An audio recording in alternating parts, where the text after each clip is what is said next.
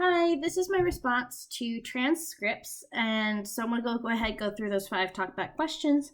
The first one I decided to answer was how has my perception of trans changed?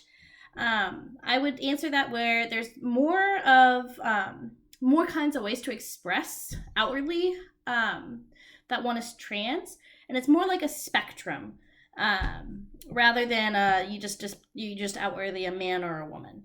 Um, the second one is what surprised me the most would also be the same answer for my first question is how different each of their expressions were. Some of them wanted to get the surgery, others didn't.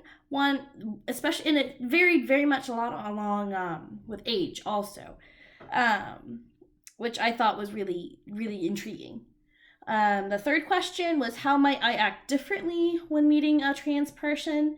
I guess I would be less judgmental and be very clear at the start of meeting them exactly where they are on their trans journey and making sure I use the right pronouns and make sure I don't say anything offensive right off the bat and not have that stereotype in my head. And just be understanding of the spectrum and the journey that they're on.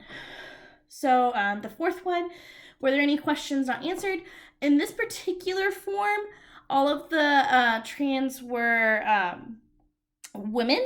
So I wonder if a lot of these feelings that they experienced were also for the opposite transition, so women to men. So it'd be really interesting to kind of know about maybe the differences or similarities between the two. And lastly, the fifth question was, what did I learn? It's not always um, it's not always discovered in childhood and or influenced by social media. I found that with this coming to light way more, I thought a lot of it was influenced by social media, but it's really not. Most of it is just through self-discovery, and then once they find the community, and a lot of that just kind of clicks into place, and for them, that's when they actually discover their true selves.